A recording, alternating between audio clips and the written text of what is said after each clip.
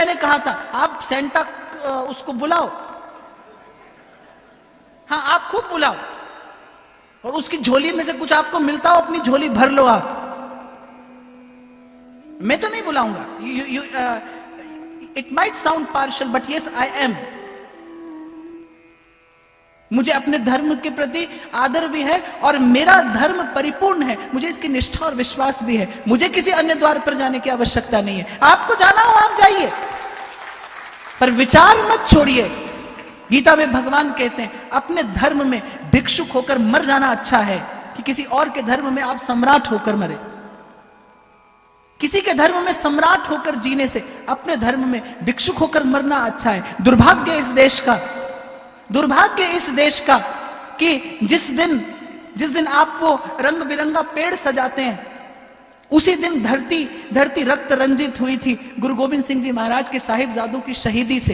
एक भी भारतवासी उस शहादत को प्रणाम निवेदन करना भूल गया, एक भी भारतवासी।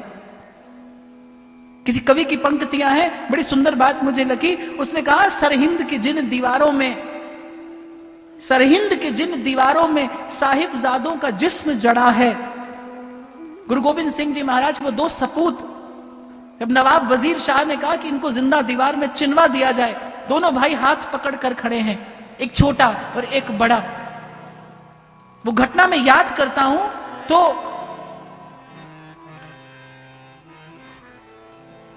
जब दीवार चिन रहा था वो जल्लाद, एक छोटा भाई एक बड़ा, उस दृश्य का स्मरण करना। और छोटे भाई के मुख पर जब दीवार आई तो बड़े भाई की आंख से आंसू गिरा और छोटा भाई पूछता है कि बड़े होकर भी आप रोते हैं?